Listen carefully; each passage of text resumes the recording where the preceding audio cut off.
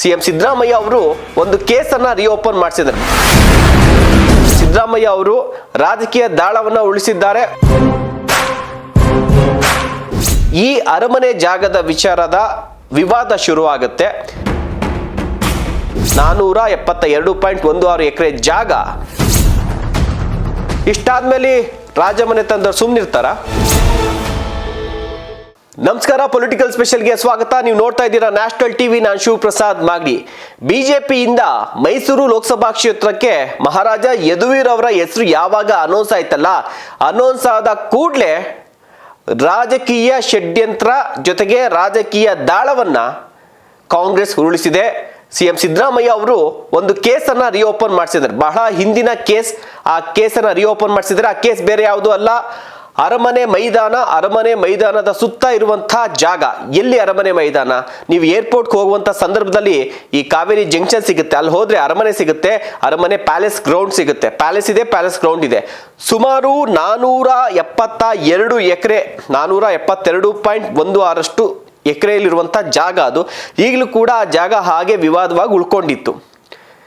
ಈ ಒಂದು ಕೇಸ್ ಮುಚ್ಚಿ ಹೋಗಿದ್ದಂಥ ಕೇಸನ್ನು ಮತ್ತೆ ಯಾವಾಗ ಯದುವೀರ್ ಅವರು ಈ ಒಂದು ಚುನಾವಣಾ ಕಣಕ್ಕೆ ಬಿಜೆಪಿಯಿಂದ, ಅದರಲ್ಲೂ ಕೂಡ ಸಿದ್ದರಾಮಯ್ಯ ಅವರ ತವರು ಜಿಲ್ಲೆ ಮೈಸೂರಿನಲ್ಲಿ ಮಹಾರಾಜರೇ ಚುನಾವಣೆಗೆ ಇಳಿತಾ ಇದ್ದಾರೆ ಬಿಜೆಪಿಯಿಂದ ಗೊತ್ತಾಯ್ತಲ್ಲ, ಕೂಡಲೇ ಅಲರ್ಟ್ ಆದಂಥ ಸಿದ್ದರಾಮಯ್ಯ ಅವರು ರಾಜಕೀಯ ದಾಳವನ್ನು ಉಳಿಸಿದ್ದಾರೆ. ಒಂದು ರೀತಿಯಾದ ಇದೊಂಥರ ಕೌಂಟರ್, ರಾಜಕೀಯ ಕೌಂಟರ್.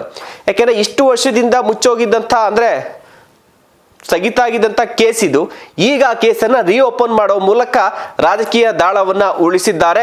ಬರೀ ರಾಜಕೀಯ ದಾಳ ಅಷ್ಟೇ ಅಲ್ಲ, ಕಾನೂನಿನ ದಾಳವನ್ನು ಕೂಡ ಸಿದ್ದರಾಮಯ್ಯರು ಉಳಿಸಿದ್ದಾರೆ. ಏನಪ್ಪ ಈ ಒಂದು ಅರಮನೆ ಮೈದಾನದ ಕೇಸ್, ಅರಮನೆ ಮೈದಾನದ ಕೇಸ್ ಅಂತ ನೋಡಬಹುದು. ಮೊದಲಿಗೆ ಈ ಅರಮನೆ ಮೈದಾನದ ವಿಚಾರವನ್ನ ಹೇಳ್ಬಿಡ್ತೀವಿ. ನೀವು ನೋಡಿರ್ತೀರ, ಪ್ಯಾಲೇಸ್ ರೋಡ್ನಲ್ಲಿ ದೊಡ್ಡ ದೊಡ್ಡ ಶ್ರೀಮಂತರ ಮಕ್ಕಳು ಮದುವೆಗಳಾಗ್ತಾ ಇರುತ್ತೆ. ಅರಮನೆ ಇದೆ, ಅರಮನೆಯಲ್ಲೂ ಕೂಡ ಮದುವೆಗಳಾಗುತ್ತೆ. ಆ ಪ್ಯಾಲೇಸ್ ಗ್ರೌಂಡ್ ಇದೆ, ಅಲ್ಲೂ ಮದುವೆಗಳಾಗುತ್ತೆ, ರಾಜಕೀಯ ಸಮಾವೇಶಗಳಾಗುತ್ತೆ, ಇನ್ನೊಂದಷ್ಟು ಬಿಸ್ನೆಸ್ ಕಾಂಕ್ಲೇವ್ಗಳು, ಈ ರೀತಿಯಾದಂಥ ಸಮಾವೇಶಗಳು ನಡೀತಾನೆ ಇರುತ್ತೆ. ಅದೇ ಒಂದು ಜಾಗ, ಸುಮಾರು 472.16 ಎಕರೆ ಜಾಗ ಇರುವಂತಹ ಒಂದು ಜಾಗ ಇದು. ರಾಜಮನೆತನಕ್ಕೆ ಸೇರಿದಂತಹ ಜಾಗ, ರಾಜವಂಶಸ್ಥರ ಜಾಗ ಆಗಿರುತ್ತೆ. ಮೈಸೂರು ರಾಜದ್ರಲ್ಲ, ಅವರ ರಾಜವಂಶಸ್ಥರು ರಾಜ ಮನೆತನಕ್ಕೆ ಸೇರಿದಂಥ ಜಾಗ ಆಗಿರುತ್ತೆ. 1994 ಸಮಯ ಜನತಾದಳ ಸರ್ಕಾರ ಅಧಿಕಾರಕ್ಕೆ ಬರುತ್ತೆ. ದೇವೇಗೌಡರು ಮುಖ್ಯಮಂತ್ರಿ ಆಗಿರ್ತಾರೆ. ಆ ಸಂದರ್ಭದಲ್ಲಿ ಹಣಕಾಸು ಸಚಿವರಾಗಿ ಸಿದ್ದರಾಮಯ್ಯರು ಜನತಾದಳ ಪಕ್ಷದಲ್ಲಿ ಇರ್ತಾರೆ. ಅದಾದ ಬಳಿಕ 1996ರಲ್ಲಿ ದೇವೇಗೌಡರು ಪ್ರಧಾನಿ ಆಗ್ತಾರೆ. ಅದಾದ ಬಳಿಕ JH ಪಟೇಲ್ ಅವರು ಮುಖ್ಯಮಂತ್ರಿ ಆಗ್ತಾರೆ. ಉಪಮುಖ್ಯಮಂತ್ರಿಯಾಗಿ ಈಗಿನ ಸಿದ್ದರಾಮಯ್ಯ ಅವರು, ಈಗ CM ಆಗಿರುವಂಥ ಸಿದ್ದರಾಮಯ್ಯ ಅವರು ಆಗ ಜನತಾದಳ ಪಕ್ಷದಲ್ಲಿ ಉಪಮುಖ್ಯಮಂತ್ರಿ ಆಗಿರ್ತಾರೆ. ಆ ಸಂದರ್ಭದಲ್ಲಿ ಈ ಅರಮನೆ ಜಾಗದ ವಿಚಾರದ ವಿವಾದ ಶುರುವಾಗುತ್ತೆ. ಸುಮಾರು, ಯಾಕೆಂದರೆ ಕೋಟಿಗಟ್ಟಲೆ, ಸಾವಿರಾರು ಕೋಟಿ ಬೆಲೆ ಬಾಳುವಂತಹ ಜಾಗ.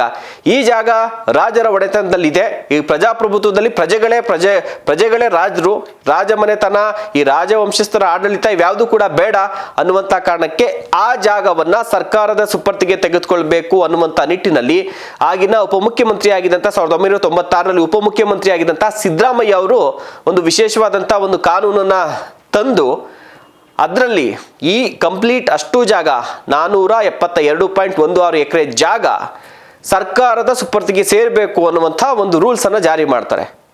ಇಷ್ಟಾದ್ಮೇಲೆ ರಾಜಮನೆ ತಂದವರು ಸುಮ್ಮನಿರ್ತಾರ? ಆಗ ನರಸಿಂಹರಾಜ ಒಡೆಯರ್ ಅವರು ಇರ್ತಾರೆ. ಆ ಸಂದರ್ಭದಲ್ಲಿ 1996ರ ಸಂದರ್ಭದಲ್ಲಿ ಶ್ರೀಕಂಠದತ್ತ ನರಸಿಂಹರಾಜ ಒಡೆಯರ್ ಅವರು ಇರ್ತಾರೆ ಮಹಾರಾಜರಾಗಿ. ಸೊ ಅವ್ರು ಏನು ಮಾಡ್ತಾರೆ, ಸರ್ಕಾರ ಮುಟ್ಟುಗೋಲು ಹಾಕೊಂಡು ಅವ್ರು ಸುಮ್ಮನಿರ್ತಾರೆ. ಇಷ್ಟು ವರ್ಷದಿಂದ ಇದೆ ಇಲ್ದಿರೋಂಥದ್ದು. ಅವಾಗ ಅವ್ರು ಕಾಂಗ್ರೆಸ್ನಲ್ಲಿ ಇರ್ತಾರೆ, ಅವ್ರು ಸುಮ್ಮನಿರ್ತಾರೆ. ಅವರು ಅವಾಗ ಕೋರ್ಟ್ಗೆ ಹೋಗ್ತಾರೆ, ಹೈಕೋರ್ಟ್ಗೆ ಹೋಗ್ತಾರೆ. ಹೈಕೋರ್ಟ್ನಲ್ಲಿ ಏನಾಗುತ್ತೆ ಅಂದರೆ ಸರ್ಕಾರದ ಪರ ತೀರ್ಪು ಬರುತ್ತೆ. ಈ ಜಾಗ ಸರ್ಕಾರಕ್ಕೆ ಸೇರಿದ್ದು ಅನ್ನುವಂಥ ತೀರ್ಪು ಬರುತ್ತೆ. ಆಗ ಸುಪ್ರೀಂ ಕೋರ್ಟ್ ಹೋಗ್ತಾರೆ. ಸುಪ್ರೀಂ ಕೋರ್ಟ್ಗೆ ಹೋದಂಥ ಸಂದರ್ಭದಲ್ಲಿ ಕೋರ್ಟ್ಗೊಂದು ಮಾಹಿತಿನ ಕೊಡ್ತಾರೆ. ನೋಡಿ, ಇದು ನಮ್ಮ ರಾಜಮನೆತನಕ್ಕೆ ಸೇರಿದಂತಹ ಜಾಗ ಇದು. ಸೊ ಈ ಒಂದು ಜಾಗವನ್ನು ನಾವು ಈಗ ಆಲ್ರೆಡಿ ನಮ್ಮ ಸಹೋದರರಿಗೆ, ನಮ್ಮ ಹೆಣ್ಮಕ್ಳಿಗೆಲ್ಲವೂ ಕೂಡ ಹಂಚಿಕೆ ಆಗಿದೆ. ಇದನ್ನು ಸರ್ಕಾರ ಮುಟ್ಟುಗೋಲು ಹಾಕೊಂಡು ಹೊರಟಿದೆ ಅನ್ನುವಂಥ ವಾದವನ್ನು ಮಂಡಿಸ್ತಾರೆ ಇವರ ಪರವಾಗಿ ವಕೀಲರು.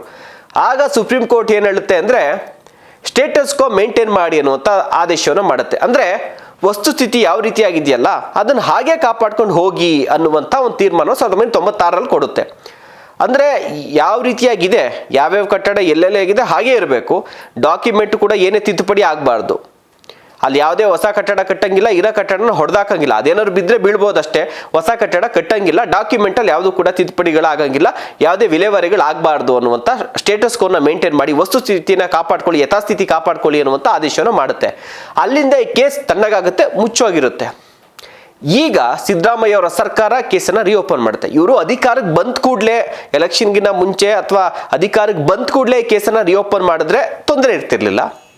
ಇದು ರಾಜಕೀಯ ಉದ್ದೇಶ ದುರುದ್ದೇಶ ಅಂತ ಹೇಳಕ್ಕಾಗ್ತಿರ್ಲಿಲ್ಲ. ಯಾವಾಗ ಚುನಾವಣೆಯ BJP 2ನೇ ಪಟ್ಟಿ ಅನೌನ್ಸ್ ಆಗುತ್ತೆ, ಯದುವೀರ್ ಅವರ ಒಂದು ಹೆಸರು BJPಯಿಂದ ಬರುತ್ತೆ ಮೈಸೂರು ಜಿಲ್ಲೆಗೆ, ಮೈಸೂರು ಲೋಕಸಭಾ ಕ್ಷೇತ್ರಕ್ಕೆ ಯದುವೀರ್ ಅವರು BJPಯಿಂದ ಸ್ಪರ್ಧೆಯನ್ನು ಮಾಡ್ತಾರೆ ಅನ್ನುವಂಥದ್ದು, ಜೊತೆಗೆ ಅವ್ರ ಪಕ್ಷಕ್ಕೆ ಸೇರ್ಪಡೆ ಆಗ್ತಾರೆ ಅನ್ನುವಂಥದ್ದು ಅನೌನ್ಸ್ ಆಗುತ್ತಲ್ಲ, ಅದೇ ಸಂದರ್ಭದಲ್ಲಿ ಈ ಒಂದು ಕೇಸನ್ನು ರಿಓಪನ್ ಮಾಡಿರುವಂಥದ್ದು ಎಲ್ರಿಗೂ ಕೂಡ ಗೊತ್ತಾಗುತ್ತೆ.